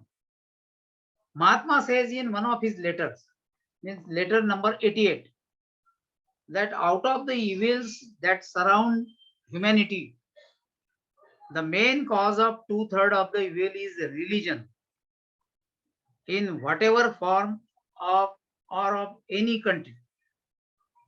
He further says that the accumulation of human suffering will not subside until the day the good part of the humanity destroys the fetters of all its false gods of war, truth, morality, and universal generosity. The person who differentiates between one religion and the another, one section and the another section, one soul and the another soul, it becomes acceptable to hurt another person. The solution to all selfish actions of man is not only in the study of moral behavior. It will come later. In order to produce good, old myths, superstitions, and wrong beliefs have to be demolished. The rational man also holds firmly to such a belief that he can be freed from the fruits of any action through prayer and worship. Despite scientific discoveries, the belief in a personal God that one whose grace can be attained is still deeply ingrained in humans. Idol worship in its worst form is still practiced. Efforts have to be started from one's own self, bringing its effect in the house and then spreading in the areas till the consciousness of the society is awakened. So here I end the second part of the topic. Thank you. Thank you sir, thank you so much. Manjusha ji, आपका video on कर दीजिए please. मंजूषा जी, हाँ, thank you. बहुत बहुत धन्यवाद। तीनों वक्ताओं ने अब समय पर प्रारंभ किया। अगर तीनों में से कोई और कुछ इस विषय पर ऐड करना चाहता हो तो पहले कर सकते हैं। किसी को कुछ प्रश्न पूछना हो तो चैट बॉक्स में लिख सकते हैं या हैंड रेज करके पूछ सकते हैं, या दर्शकों या पार्टिसिपेंट्स में से भी किसी को कहना हो तो 1 या 2 मिनट में अपनी बात रख सकते हैं। शिंदे सर हैं, बहुत सारे लोग हैं, हर्षवर्धन जी हैं, और शायद वसुमती जी भी आज आई हुई हैं। और कोई भी कहना चाहता हो, अबान जी हैं, संजय जी हैं, अशोक जी हैं, तो ये मंच खुला है। सुमति कुलकर्णी जी हैं।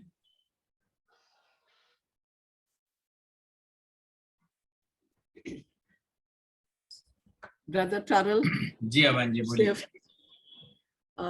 we Zoroastrians do not worship idols.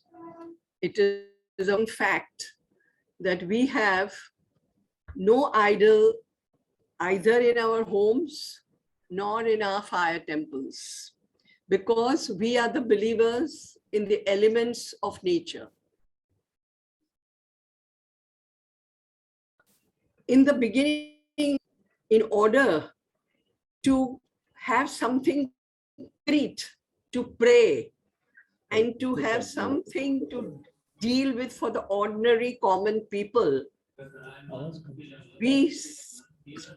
since we believe light is the highest form of nature, like a sun gives so much of light, and without that it is very difficult for the earth to carry on, but cannot be brought into the homes or in the temples.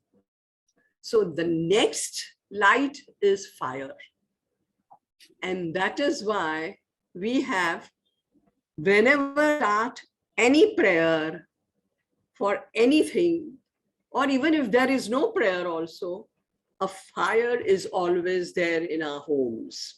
Of course, nowadays, the fire has, instead of having the coal and all things, we have now only deep jala ke hamara prayers karte hain. जी।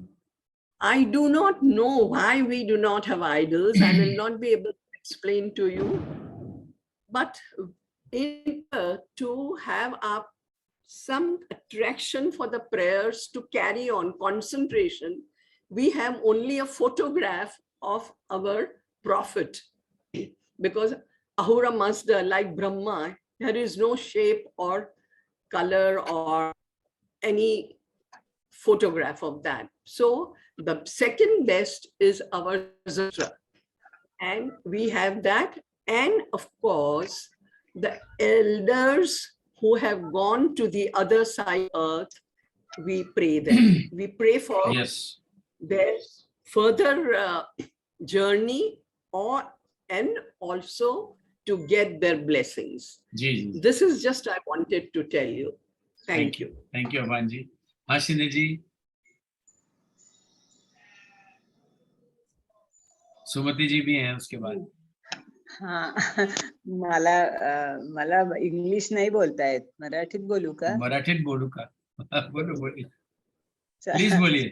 मला असं वाटतं idol म्हणजे ठीक आहे की Blavatsky काय सांगितलंय, colonel आल्कॉटनी काय सांगितलंय, हे जरी असलं तरी आपण आपला पण स्वतंत्र विचार करू शकतो. ऍज पर थिओसॉफी आपलाही स्वतंत्र विचार आहे. त्यांनी सांगितलंय पुस्तकामध्ये म्हणून ते सगळं तसंच्या तसंच फॉलो करायचं की यालाही विचार काही असू शकतो, असा एक मला प्रश्न आहे. आणि दुसरा माझ्या मनात हे आलाय की आयडॉल म्हणजे काय फक्त ह्युमन बॉडीची आयडॉल एवढंच आहे का? जो अहुरमचा फोटो ठेवणं, मशिदीची चित्र लावणं, किंवा मशीद तरी कशाला लागते, अहुरमचा तरी कशाला लागतो, जीजस मेरी तरी, ही सगळे आयडॉलच आहेत. तुम्ही कुठल्या फॉर्म मध्ये घेता याला काही अर्थ नाहीये. आणि दुसरं शेवटी मॅटर तर काहीच तर होणारच आहे सगळं. मग ते जसं त्या म्हणल्या की मूर्ती कधीतरी भंग होणार आहे याची जाणीव असते, अरे आपली ह्युमन बॉडी पण जाणार आहे, तर मूर्तीचं काय त्याच्यामध्ये विशेष राहिलं? त्यामुळे मूर्तीपूजा ही मला वाटतं जरी कुणी काहीही म्हणलं तरी आवश्यक आहे फॉर ह्युमन माइंड. कारण आपण ज्यावेळी मूर्ती कुठल्याही दगडमध्ये असं दगडाची जरी असली तरी प्राण प्रतिष्ठा करतो, त्याच्यामध्ये प्राण घालतो ऍज आपली ह्युमन बॉडी. त्याच्यातनं प्राण निघून गेले की इट इज लाईक बॅटर, माती येते. तर आपल्या म्हणजे त्यामुळे idol worship in any form प्रत्येक जण फॉलो करतो. विदाऊट आयडॉल तुम्हाला देर इज नो पॉइंट. जसे आपले ग्रह आहेत, planets, they are the points of energy. Actually त्यांच्या पाठीमागचे हे वेगळे आहेत.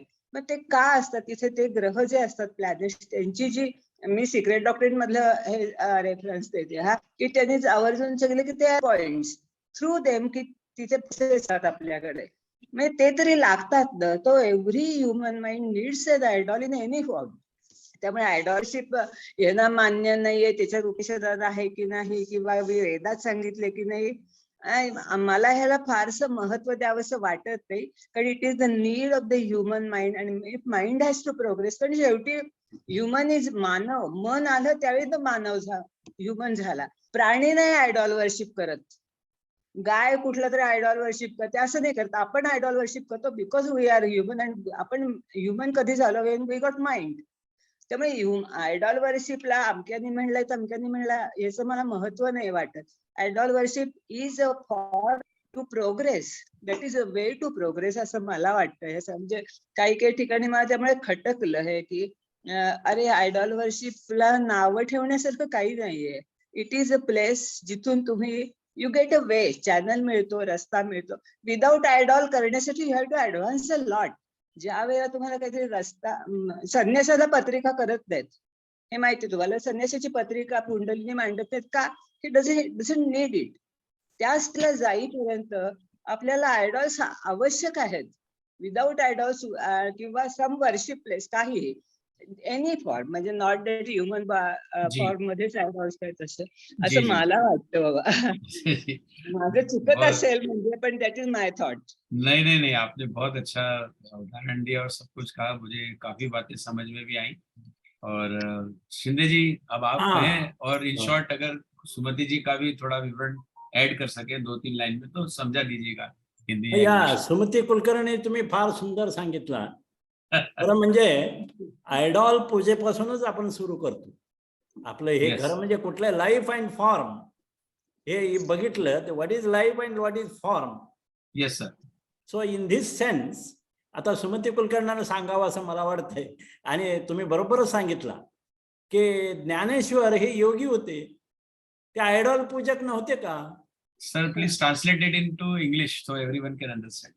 Go No, ahead. I will tell that one. Yeah, okay. But I am explaining to Sumati. So, okay, sorry. Yeah. आणि अभंग आहे बघा. आता आजच तुम्हाला अभंग मिळाला, वाचायला मिळाला. तुला सगुण म्हणू की निर्गुण रे? सगुण निर्गुण एकच गोविंदा रे. मग तुला अनुमान आहे का? अनुमान आहे ना. मग श्रुती काय सांगतात? नेती नेती, this is not, this is not, this is not, and then we come to the nothingness. It is advance stage. हा, advance stage. That's what Dnyaneshwar started with this idol and he liberated from it. Yeah. So that is what we can understand here, and it is very well explained by U.S. Pandey, Nand Kumar, and Manju. Very well explained, and it is we the theosophists very well aware that idol and God are two sides of same coin.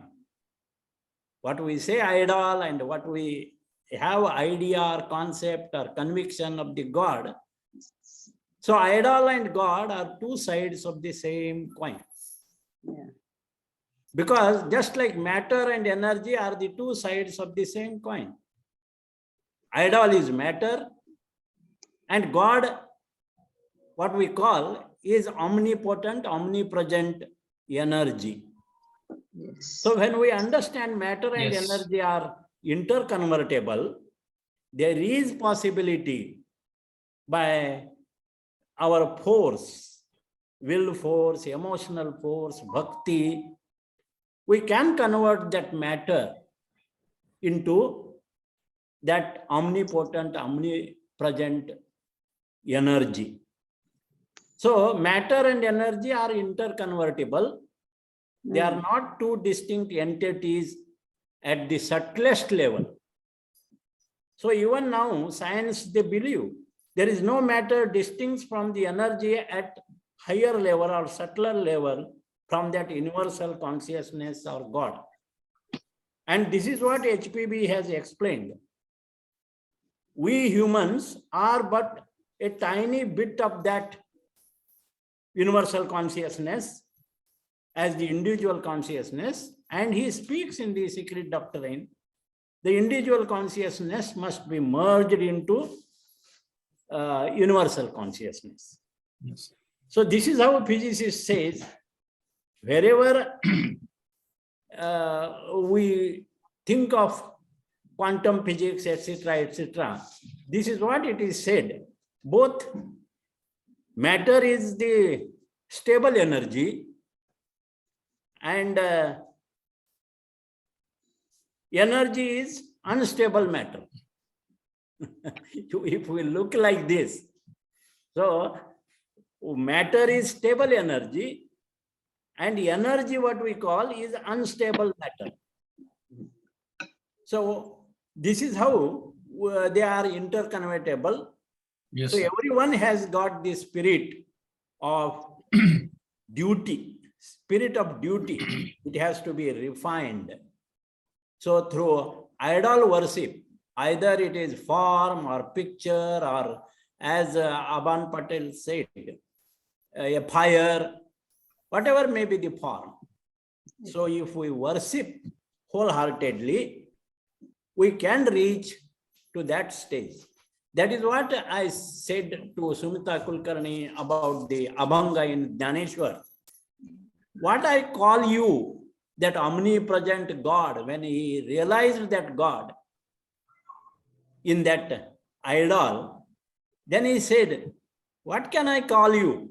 Either Saguna or Nirguna, Rupa or Arupa. What should I call you? Yes. Matter or energy? Because both are same. Saguna, Nirguna, Govinda, you are the same, that one. And if I go on analyzing, then I found this is not, this is not, this is not, and finally there is nothing. So that nothingness comes.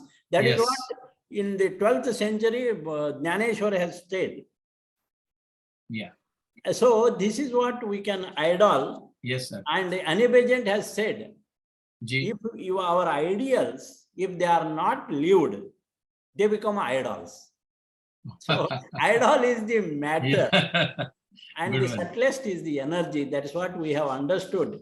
And very well, because we are going to worship now the idol of Ganesha. Ganesha. And if we go deeper into this, that will help us to raise ourselves to the subtlest level.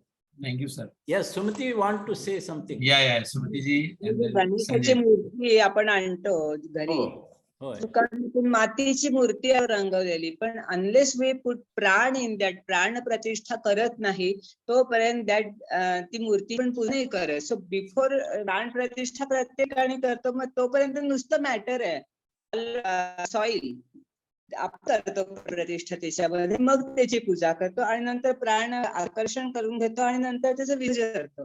सो मध्ये प्राण आपणच घालतो, कारण आपणच त्याची पूजा करणार. So आपल्यातला परमेश्वर and then we worship it.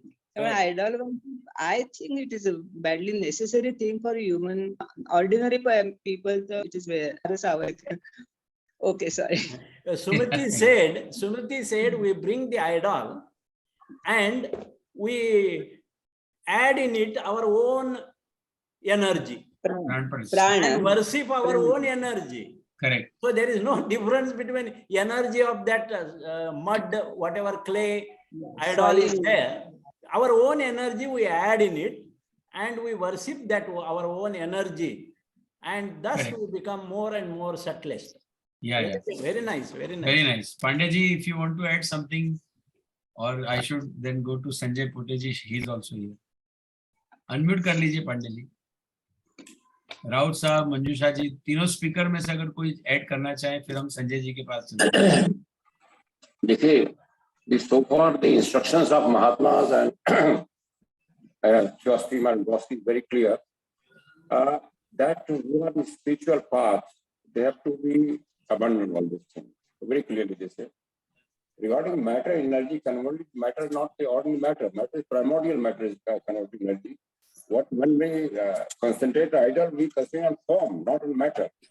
If we concentrate on primordial matter, yes, that is the converted energy. Not the idol can be converted to energy straight away. So form is denied. Sagur Brahma, often we confuse between Sagur Brahma and Sakar Brahma. Sagur Brahma, yes, this also accepts, Mahatma also accepts Sagur Brahma is manifested Brahma. That is whole universe which is visible, including suns, stars, human beings, animal being, all are Sagur Brahma. So Sagur is different, attributes are there. So now it is manifested, but duality attributes there. But what is here is being restricted or denied is उसको आकार देना या human मानवीकृत करना, मानव की भावना दे देना, मानव की शक्ल दे देना, that is being denied. That is being said it is the wrong thing and it is holding up our spiritual progress. But it is for each one of us to accept it, not accept, because everybody has naturally expected, everybody will not accept it immediately. That's why Master says it's a very difficult task. It is not so easy task to change the mind of everybody. But you have to decide whether you have to start from here or not. And your direction you have to decide. We have to decide individually. Whether we justify frame worship or this worship or that, any justification can be put for anybody. Yes, sir. So this is for individual to decide whether he wants to do this, the goal of the higher path, or he wants to that as a common man level, concentration level. That is for each of us to decide. Thank you. Yes, sir. Thank you, sir. Yes, Sanjay ji, if you want to add something. Hello, good evening everybody. Good evening, sir. मैं अभी Poona laws, हाँ मैं आवाज आ रही है? Very nice to you, Sanjay Pote ji. अरे पांडे साहब, Long back. Sir नमस्कार. नमस्कार, नमस्कार. आवाज येतोय का? Yes, yes. Loud and clear. हाँ, तरल मुंशी जी, जी. आप बहुत अच्छा काम कर रहे हैं और हमारे TOS महाराष्ट्र रीजन ने आपका सम्मान करने का तय किया है और जैसे कि मराठी में हम कहते हैं फूल नहीं फुलाची पाकड़ी, आप तो पूरा, आपको हम पूरा फूल तो नहीं दे सकते, लेकिन वो पंखुड़ी जो होती है एक छोटा सा हम आपका सम्मान करने जा रहे हैं. हमारा मराठी थियोसॉफिकल फेडरेशन का जो कन्वेंशन है 17 और 18 सितंबर को नागपुर में, उसमें जो एक TOS का सेशन है, उस सेशन में हम आपको ऑनर करेंगे तरल मुंशी जी. अरे सर, तो आप कृपया इसे स्वीकार करें. मैं क्या स्वीकार करूं, आप ये तो मेरे लिए एक आशीर्वाद है जो आप दे रहे हैं. नहीं ये हमें देखिए, हमें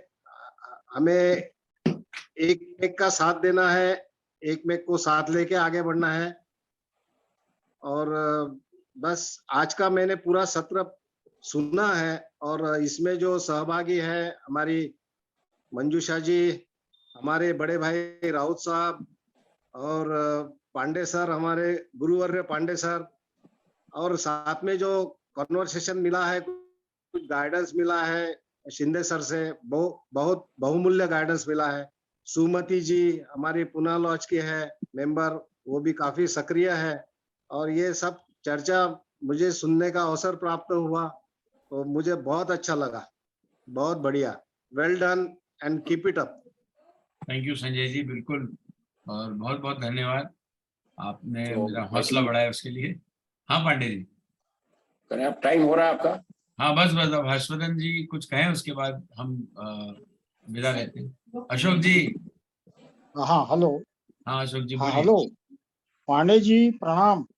आप और हमेशा एक लोखंडे जी, अच्छा और नया सब्जेक्ट लेके आते हैं। लोखंडे जी बोल रहे हैं? बड़ी नहीं अशोक मैं लोखंडे जी लोखंडे बोल बोल रहे रहा हूँ। हैं। हाँ हाँ, तो लोखंडे जी, शायद वेरी मेरा नाइस टू हियर यू। ये काम नहीं कर रहा है, कैमरा काम नहीं कर रहा अच्छा कोई बात नहीं सर। अरे very nice to hear you और सी यू। है। हाँ सर। आपका मैसेज मिला है पांडे जी कि आप आ रहे हैं नागपुर, आपका स्वागत है। हाँ वो बोर्डे ने कहा था, but I will tell you date, हाँ वेदर रिटर्न जर्नी और रिटर्न हाँ, journey, I will tell you date. बहुत अच्छा। और आज आपका का जो आपको आपने ऑरेंज भी देखना है, आपने इनवाइट किया था मुझे ऑरेंज गार्डन देखने के लिए। जी जी जी। हाँ अशोक जी। हाँ तो आज का जो सब्जेक्ट एक नया सब्जेक्ट, हमेशा आप पांडे जी नया सब्जेक्ट लेके आते हैं नया और सब्जेक्ट नहीं बड़ी सर, नया जिज्ञासा सब्जेक्ट होती है, क्योंकि आइडल जो अपना वर्शिप है या मूर्ति पूजा है, बहुत जगह कहा गया है कि मूर्ति पूजा ये प्रारंभिक सीढ़ी है। जिस तरह से बच्चों को एक दो या जो बाराखड़ी सिखाई जाती है अबगड़, तो ये स्लेट की जो जरूरत होती है, स्लेट बहुत इसेंशियल है। तो इस तरह से मूर्ति पूजा भी आवश्यक चीज है। और जैसे जैसे उसी माध्यम से हम आगे बढ़ जाते हैं, हम जान जाते हैं, तो फिर स्लेट यूज नहीं करते। लेकिन एक विशिष्ट अवस्था तक मनुष्य को इन सब चीजों से जाना पड़ता है। और वो अवस्था जब मनुष्य प्राप्त कर लेता है कि जो पदार्थ में परमात्मा देखने की योग्यता हासिल कर लेता है, उसके बाद उसके लिए मूर्ति पूजा कोई महत्व नहीं है। लेकिन एक सर्टन लेवल तक मूर्ति पूजा का भी महत्व है। और इसको लेके हमारी परंपराएं चलती है। हमारे हिंदू धर्म में मूर्ति पूजा की जाती है। लेकिन जो आगे बढ़े हुए संत है, उनके लिए मूर्ति महत्वपूर्ण नहीं होती। लेकिन एक विशिष्ट अवस्था तक मूर्ति पूजा आवश्यक है। फिर उसके उपचार है, उसमें प्राण प्रतिष्ठा करे, उसको ही भगवान समझ के ये करे, तो ये अवस्थाएं हैं। और आज का जो लेक्चर है, पांडे जी ने एक नए विषय को, एक मेरे हिसाब से एकदम नया मुझे लगा। और हमारे जो वक्ता थे बाकी, मंजूषा जी, राउत जी, इन्होंने भी बहुत अच्छे ढंग से प्रस्तुत किया। और विशेषतः तरल मुंशी जी जो ऑर्गेनाइजर है, और इस तरह के विषय लाकर इसको खुला मंच उपलब्ध करा देते हैं और लोगों को अपने मत खुले दिल से रखने का वो स्वातंत्र देते हैं, इसके लिए मैं त्रिवेणी मीट्स का बहुत बहुत धन्यवाद करता हूँ। मुझे मौका दिया उसके लिए भी मैं आभार व्यक्त करता हूँ। Thank you. आप आते हैं तो हम आभार व्यक्त करते हैं। योग एक से एक मिलकर बहुत सारी चीजें होती हैं। और अंतिम प्रवचन हर्षवर्धन जी शॉर्ट में दीजिए, और फिर हम अतुल जी को बोलेंगे कि हम समापन की ओर चलते हैं। रमेश जोलिया जी भी हैं जी। आप लोगों ने इंडियन सेक्शन कन्वेंशन के रजिस्ट्रेशन करा लिया होगा, अगर नहीं करा है तो जल्दी करा लीजिए। जी जी करा लिया सर। करण हाँ जी। सर, जी जी जी बोलिए सर। अच्छा, कोई नहीं है अभी, और कोई रिमार्क आने वाला है किसी का क्या? नहीं रमेश जी हैं, पर मेरे ख्याल से वो ऐसे ही प्रत्यक्ष। अच्छा, तो ये सारी बातों को सुनकर इतना हमारे जहन में एक ऐसा प्रतिध्वनि प्रकट होता है जिसमें आइडल वर्शिप के बारे में बहुत सी बातें एज अ थियोसॉफिस्ट हम सोचते हैं। और उसी बात पर पांडे जी ने जो बातें कही उसको अंग्रेजी में नंद कुमार जी ने और सिस्टर वानखेड़े ने ये हमें मराठी में समझाया, और काफी डिस्कशन करने वाली ये चीज है। Let me tell you one very important thing about this creating the idol and dispersing the idol. Dr. Rohit Mehta once explained this subject very nicely. जो गणेश चतुर्थी हम ये गणेश जो मंडप में हम गणेश प्रतिष्ठा करते हैं, उसके पीछे यही राज है कि एक मूर्ति बनाए, एक इमेज जो है उसकी पूजा करे, उसमें प्राण प्रतिष्ठा हो, उसमें हमारी सारी एनर्जी जो है वो एक तरह से हमें हेल्पफुल हो, फिर उसी मूर्ति का हम विसर्जन भी करते हैं। ये विसर्जन करने की बात बहुत जरूरी है। इसलिए आइडल को वहां से हटा देना ये भी बड़ी एक अहम चीज है। It has got its importance तो पांडे जी, मैं उस पर भी आपसे यही बात पर हम कुछ ऐसा डिस्कशन कर सकते हैं कि जो मूर्ति हम बनाते हैं उसी मूर्ति का हम विसर्जन करते हैं, और इसी बनाने में और उसका विसर्जन करने में जो हमारा एक वैविध्यपूर्ण, जो हमारा आध्यात्मिक एक मार्ग है, वो उसमें चरितार्थ होता है। तो मुझे ऐसा लगता है कि ये आइडल बनाना, वर्शिप करना, ये सारी बातें सिर्फ कन्वेंशनलिज्म से नहीं चलना है, परंपरागत तरीकों से उसको देखना नहीं है। हाँ, जो परंपरा है, धार्मिक परंपरा है, जो मान्यताएं हैं, जो हर एक धर्म में जो भी बातें कही गई है, उसे स्वीकार है, उसमें कोई हम मना नहीं कर रहे हैं। और हर एक चीज में एज अ थियोसॉफिस्ट हम उसका सिग्निफिकेंट ऑफ द अंडरस्टैंडिंग, उसके लिए हम जाते हैं। तो आज का ये सब्जेक्ट तो इतना बड़ा और काफी कई दिनों तक ये गूंजता रहेगा दिमाग में, क्योंकि इसके साथ साथ ऐसे भी सब्जेक्ट है जो उसके रिलेटेड है, तो उसी बातों को लेकर भी हम चलेंगे। शिंदे जी ने जो अभी बात बताई, जो खास करके सगुण और निर्गुण की बातें जो है, उसी सगुण और निर्गुण में वही मूर्ति को बनाना और उसका विसर्जन करना, वही बातें आती है। तो हमें तो ये काफी गर्व महसूस होता है कि we take up such subject in our Triveni, and all the lecturers who are really very studious and they deliver this kind of lectures that is very useful. तो हमें तो काफी अच्छा लगता है और आगे भी ऐसा हो। और अभी भी जो अनाउंसमेंट हुआ है नागपुर में, तरल जी का जो सम्मान होने जा रहा है, उसमें हम तो इतना हम अपने आप को कार्यक्रम के संबंध में जो भी बातें हैं और जो सक्सेसफुली वो कर रहे हैं, उसके लिए उनको धन्यवाद देते हैं। और ये सम्मान तो होना ही चाहिए। और इसी तरह से हम जो भी नवीनताएं हमारे इस कार्यक्रम में है, जो आती जाती रहती है नवीनता है, उसके साथ हमारा काफी संबंध है। उसी इनोवेटिव आइडियाज के साथ सरल जी काम कर रहे हैं, तो उनको बहुत बहुत बधाई। और फिर से एक बार, जो भी हम यहाँ आते हैं, बात करते हैं, रिमार्क्स जो हम देते हैं, वो भी इतनी अहम होती है। तो सिस्टर हमारे मैं नाम भूल गया उनका, कुलकर्णी जी ने जो मंजूषा जी हाँ, सुमति जी ने, हाँ, सुमति जी, सॉरी, हाँ, सुमति जी ने, वो काफी अहम है।